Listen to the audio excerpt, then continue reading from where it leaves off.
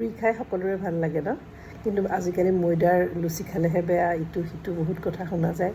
সেয়েহে আজি মই আপোনালোকক চুজি আৰু আলু দি পেলাই কেনেকৈ পুৰি বনালোঁ। খুব সুন্দৰকৈ ফুলি ফুলি ধুনীয়া লুচি হয়। বলকচোন দেখাওঁ ৰেচিপিটো। ভাল লাগিলে কমেণ্ট কৰিব, শ্বেয়াৰ কৰিব। মিক্সিৰ জাৰটোত চুজি ল'লোঁ 1.5 কাপ। এয়া চাওকচোন, গ্ৰাইণ্ড কৰি ল'লোঁ। গ্ৰাইণ্ডাৰত যিমানখিনি পাৰে মিহি কৰি ল'ব। আটা দিলোঁ 1/2 কাপ। আলু দিলোঁ সৰু সৰু 2টা গ্ৰেট কৰি। নিমখ দিলোঁ অকণমান, জলকীয়াৰ যে গুড়াটো সেইটো দিলোঁ, চিলি ফ্লেক্স, আৰু কচুৰি মেথি দিলোঁ। আপুনি যদি ধনিয়াৰ ছিজন হয় তেতিয়াহ'লে ধনিয়া কুটি দিলে আৰু বেছি ভাল লাগে।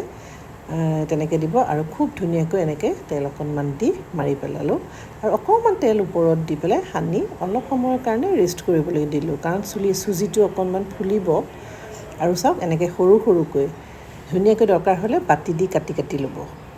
খুব ধুনীয়াকৈ এনেকৈ ডুব যোৱাকৈ, তেতিয়া কম তেলতে ভাজিব পাৰিব। ডাঙৰ ডাঙৰ পুৰি হ'লে আপোনাৰ তেলো বহুত দিব লাগিব, পিছত সেইখিনি তেল এনেই পেলনি যাব। সেয়েহে সৰু সৰুকৈ লুচি বনাব আৰু খুব খাবলৈ সুন্দৰ হয় জানেনে। যোনে যোনে খোৱা নাই বা বনোৱা নাই এবাৰ বনাই খাই চাবচোন। মই কাবুলী বুটৰ ঘুগনিৰ লগত পৰিৱেশন কৰিলোঁ। আপুনি এগৰ আমলেটৰ লগতে হওক বা আলু ভাজিৰ লগতে হওক, যিহৰ লগতে হওক। এয়া চাওক কিমান ফুলকা ফুলকা লুচি হৈছে চাওক।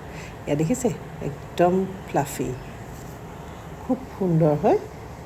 খাই চাব এবাৰ।